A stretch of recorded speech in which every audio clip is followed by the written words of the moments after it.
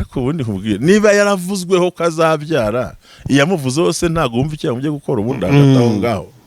Rero nge uko mufata ngiye mufata nk'ikitegererezo ku buzima bwanjye cyo kwakira ubushake bw'Imana no kwemera gusiga ibyawe ukumvira icyo Imana ikubwiye kuko yari afite ubukwe yari yarasabwe narahageze narahabonye ariko Imana izanye umushinga warahage mu bukwe aho mu Isiraheli Yesu narakurikiye ndahazi hose abantu babyumve neza ubwo ego narahageze nyine ndabikurikirana amateka ndanayashaka cyane ko jewe nahinduye ahubwo mbaza ngo wahinduye imyumvire ryari nge nayihinduye maze kugera i Yerusalemu ngeze muri Isiraheli nibwo nakurikiranye amateka ya bino bintu si kuko ibyo tubwirwa si ibyo tumira hirya ku ruhande reka nibarize bino bintu ariko ugiye kureba usanga mu bukristo no kubisi yarabonye agakiza Bikira Mariya ifite uruhare runini cyane.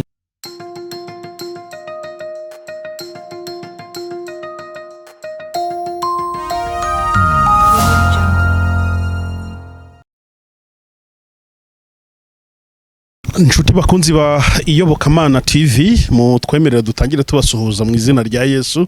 Ni kwa kundi mutumenyereye ko tugira gutya tukazana abantu batandukanye maze tukabasha kubana nabo mu biganiro bije bitandukanye. Murabona ko turi kumwe rero n'umukozi w'Imana ntabwo ari mushyashya ku Iyobokamana TV, no muntu dusanzwe dukorana n'ubundi ivuga butumwa no mufatanya bikorwa bwiza bwa Yesu Kristo mu kwamamaza ubutumwa bwe ndetse no muri societe muri rusange, kuko burya itangazamakuru baribereyeho guhugura ariko no gufasha abantu muri rusange kubigisha no mu bundi buryo no kubaha amakuru nyine abagiye agezweho. Reka rero twakire uyu mukozi w'Imana n'ubundi kuyobokamana. Mwaramutse neza pastor? Mwaramutse. Amakuru turashima Imana cyane. Turongeye tubaha ikaze kuyobokamana TV. Murakoze, nanjye numva nica no nkunze kubaho kandi nkunze kandi ndagushimira cyane kuko bigaragara ko mwagize uruhare mu ivugabutumwa uruhare kumenyekanisha ibikorwa by'umurimo w'Imana. Imana ibahe umugisha. Amen. Twunguka abantu buri munsi bituma umuntu wese uhaje niyo yaje ejo neje akagaruka ahora ari umushyitsi. Muratangira no kwibwira aba bantu badukurikiye kugira ngo bamenye ngo tugiye kubana nande muri kino kiganiro. Arakoze cyane kandi urakoze, ndagushimiye wadukurikiye. Nitwa Pasteur Ntambabazi Jean Baptiste, nkaba mbarizwa mu itorero rya ADPR abantu y'Igahanga. Mudamu wanjye ni Tuyisenge Jacqueline, mfite umwana witwa Shekina Blessing Marilene, mfite umwana witwa Shekina Blessing Marilene, ariko nkagira n'abandi bana benshi bo mu mwuka. Uwo ni uwo maraso, ariko afite abandi bana benshi. Ubwo ni umwe? Numwe mufite? Ntabwo ntekereza ko ndigira ngo nuwo nguwo, ariko oya ndavuga mu maraso nuwo, ariko n'abandi bazaza ko kubyara biracyakomeza. Ahubwo biracyakomeza. Ubundi akenshi umuntu yagombye kubyara bijyanye n'ibibazo afite kandi akabyara bijyanye n'ibisubizo afite. Barabyaye rero umwana umwe nka Bikira Mariya, ndamperutse kubona wanamuvuzeho kuri niba ari kuri channel yisinzi yihe gutyo. Ubundi Bikira Mariya umufata gute mukuri wowe ni muntu ki? Reka bari kombaza birumvikana. Urakoze cyane, ndagushimiye. Ngiye shingira ku ijambo ry'Imana. Yego. N'Imana yatoranije no mubyeyi nyina w'Imana kandi akaba n'impamvu yatumye Kristo abona hanyura kugira ngo aducunge. Niko bimeze cyane ko nzi ko inzira n'ukuri n'ubugingo ni Yesu Kristo. Ntawe ujya kwa Data atamujyanye. Hari ibibazo nka bitanu yenda ko umunyamakuru urambaza, ariko ndagira ngo ndanibariza abadukurikiye. Ubundi mu bagore bose ninde wabyaye ninde nyina w'Umwami Imana? Ntawe. Ni Bikira Mariya. Harundi ntawe. Ninde Imana yabwiye ngo urahirwa Mariya n'imbuto ikurimo? Aba ngo urahirwa Mariya. Ngo namukanye ya marayika ngo urahirwa Mariya. Yego. Ninde wundi marayika araza gusuhuza gutyo? Ko tuzi ko umuhire mu Kinyarwanda cy'ababisenga bavugamo ubundi umuhire ni umuntu ubutakiriho bemera akasa nkaho yagombye kuba yarakoze ibintu bikwiriye, kuko nta ntwari buriya nta ntwari nzima ibaho. Umuntu aba intwari yaramaze gutabaruka kuko ashobora no guhinduka. Ninde wundi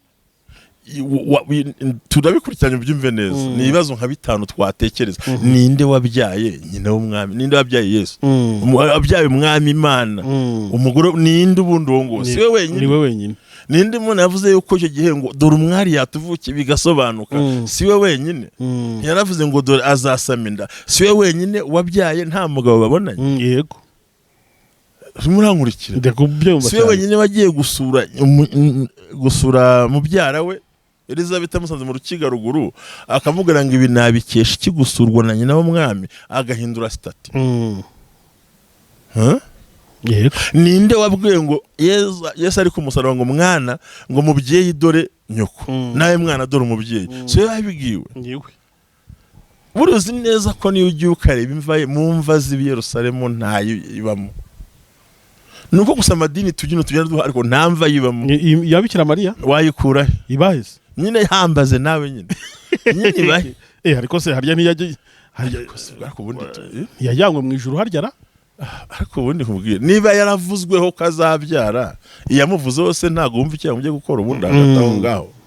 Rero nge uko mufata nk'ikitegererezo ku buzima bwanjye cyo kwakira ubushake bw'Imana no kwemera gusiga ibyawe ukumvira icyo Imana ikubwiye kuko yari afite ubukwe yari yarasabwe narahageze narahabonye ariko Imana izanye umushinga warahagiye mu bukwe aho mu Isiraheli Yesu narakurikiye ndahazi hose abantu babyumve neza ubwo ego narahageze nyine ndabikurikirana amateka ndanayashaka cyane ko jewe nahinduye ahubwo ambaza ngo wahinduye imyumvire ryari nge nayihinduye maze kugera i Yerusalemu ngeze muri Isiraheli nibwo nakurikiranye amateka ya bino bintu si kuko ibyo tubwirwa si ibyo tumira hirya ku ruhande reka nibarize bino bintu ariko ugiye kureba usanga mu bukristo no kubisi yarabonye agakiza Bikira Mariya ifite uruhare runini cyane umubyeyi Mariya reka nuko bigora ngo uvuze Bikira Mariya ubundi Bikira ni igiswahili ni isugi nayibaza umuntu ukitwa isugi kandi yarabyaye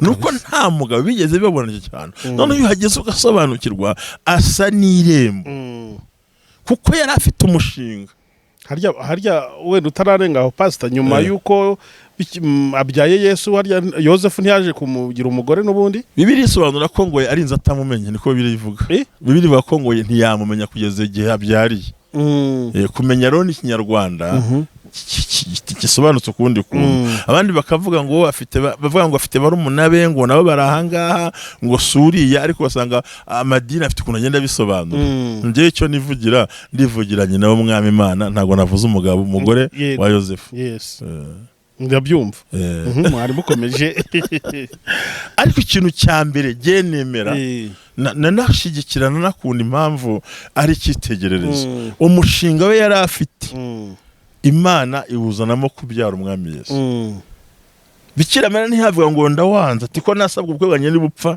avuga ijambo rikomeye ngo dore ndi umuja wa Nyagasani yego ibyo ushaka ibyo uvuze bingirirweho ariko mbere atari ko subona nzabyara gute ko nta mugabo nigeze ndati humura imbaraga z'Isumba byose sagukingiriza n'umwuka wera azakuzaho cyo gituma uzavuka azitwa uwera abagore bo mu Rwanda muri Amerika ku isi yose uwabyaye uwera ninde uwabyaye igitangaza ninde uwabyaye Imana ikomeye ninde ni wabyaye ariko abajyanamo barababyara abo barabafite sibyo ngo umva ngo umwami w'isi yose ninde wabyaye wadupfiriye se si we wenyine none uvuga gute ko nta muha agaciro ahubwo genzi kumuha agaciro kamukwiriye kandi nkabikunda nkanabihagararaho nkanabyemeza nkavuga ngo abantu birinde jowe umuntu yagutukira mama akakurarira mu rugo koko ni ikibazo ubu yagutukira umubyeyi akakurarira mu rugo